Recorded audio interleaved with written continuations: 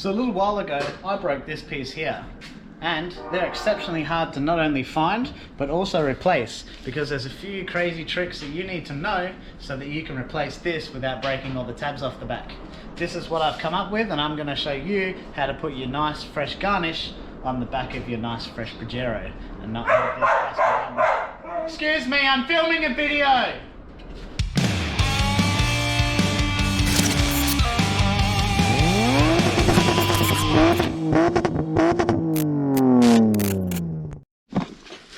Now, the first part to replacing your garnish here is you need to be able to open this piece, open up the whole rear tyre cover.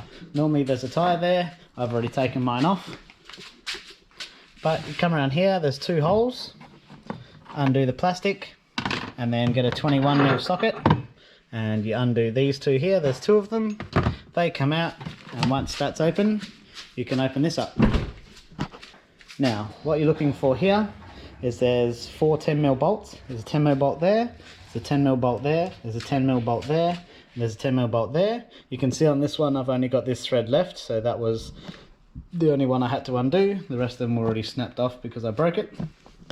There's also a tricky in here, this is where my finger is, just in there, and in this side here, there's a square hole, and that's actually got a little catch. You can see here, a little catch on it, and that one there needs to be pushed aside because with a little screwdriver you just need to push it very gently. It can be brittle. My one were pretty brittle. These ones here broke off before I even got to them, and this is what's behind it. So you've got your four holes here, and then you've got your two little square slots that are the clips for it. Right along here is a strip.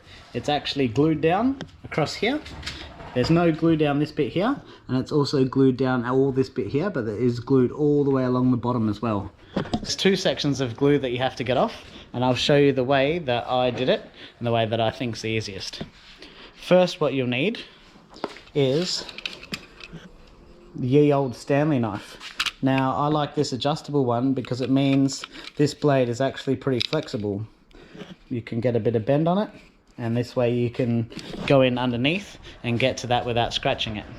So what I did was I came here and I put some tape all the way across, and that way I didn't damage the one that I'm pulling it off of.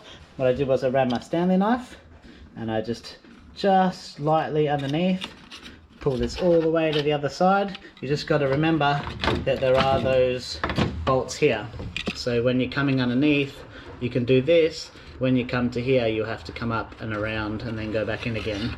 And then on the bottom I basically repeated the same thing. I came in from underneath and I did this all the way underneath just to cut that seal off, and then once that seal's done I could come in from the back. I came and I pushed this about there. These bits actually catch quite hard on the bolts going in. When it comes off in a motion kind of like this. You bend it down and then pull it away. It doesn't just come straight out because of the way this bottom section here kind of clips around the stuff there. This rear camera, if you didn't have the rear camera, it probably would work alright. My rear camera definitely stops it from moving straight out. It doesn't come through the hole in a straight manner. It wants to kind of catch that and pull that whole section out with it. As you can see, I can move the whole thing just with that bolt. So yeah, as you put pressure on this, you've got to try and make sure these are free, and then also get those tricky little ones that sit in those squares, kind of make sure that they're unclipped at the same time, and then you should start seeing that peeling off, and then as you get that, it should come off pretty easy. That's the basics. If that's all you're here for, thanks for watching. Putting it in is pretty easy. It's pretty much as simple as just putting this back in here, go from the bottom up, and I may actually need two hands with this. Oh, I found out a difference. This could be interesting. Mine doesn't have the cutout. There's actually two different garnishes. One for ones with a rear camera and one for the peasant model without. And we're back. Now that I've made a little square in the bottom to suit the other one, Now we have two pretty much identical pieces. Not too hard. All I did was use a drill. Where are we? Small drill. I used one of these drills and just did all the four corners, and then did a whole bunch down there. And then I used this to cut out between the holes. And then I used this to clean up, make it a little bit flat. And then I used this file just to finish it off and make it look nice. It looks pretty good. Not exactly perfect, but I'm pretty happy with how square it is. There's actually a line, you can see right in here, there is a line where you can see that it's kind of marked out, I guess something in the factory jig. Got to make sure these clips go in nicely, and that these bolts go in nicely. So put this in here. I'm going to come up the back. Okay. So I'm making sure this one lines up. And these two, these are the hard ones. Got to make sure these ones go in. This one's in over here, and you can hear then it all clips in. And I'm going to make sure these little ones clip in. So I'm just pressing from the outside with my hand like this, making sure these, see how you can hear them kind of brrr as it goes down the thread on either side. As soon as I feel them getting tight, I will just not even do them that tight at all. Alright, so now we've got a very nicely installed garnish. Very happy with that. You guys might have to add a little bit of glue or another bit of like sticky tape on the inside. If you feel that way inclined, I'm pretty happy with how mine turned out. If you want to order the stickers, like I said, you can do that. You've got to still see the little patches very faintly to line them up right. And last step, don't forget to do the opposite of what we did when we start and screw these in here. I've got a few other Pajero videos out there and some other stuff you might find interesting. Otherwise, have a great day. For those of you that love my channel and stick around for everything, then I guess you can keep watching while I tell you how to get these little sticky bits off. Now, I'm going to go with the plain look. This is what I finished with. And I basically started with something similar to this. Getting the Pajero sticker off. If you've skipped here straight from the start because that's all you wanted to know, then yeah, welcome. Yeah, the letters you can actually get pretty easily off eBay. Brand new, you can get gold or silver replacements. So the way that I did it was you just come in, you can actually just peel these up with the edge of your fingernail and peel them off. I would suggest trying to peel them off just by hand, like I just did then. I've actually already taken this off, so it's a lot easier.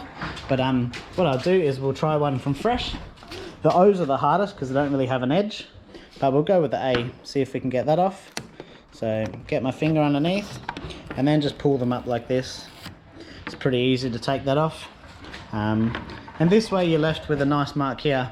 So I thought I was being really clever, and I thought I'd get some fishing line, and I thought I'd get the fishing line behind it, and I'd come in here and I'd boop, boop, boop, boop, boop, back and forth, up and down, and go through.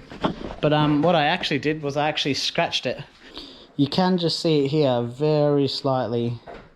You can see where I've scratched it with that. What you're left with is these nice little letter outlines. So what I did was I used some cut and polish number 2, some quite aggressive cut and polish, just to get those corner bits where they haven't been cleaned for a while out. And then after that, I came over the top of that with Meguiar's Ultimate Compound.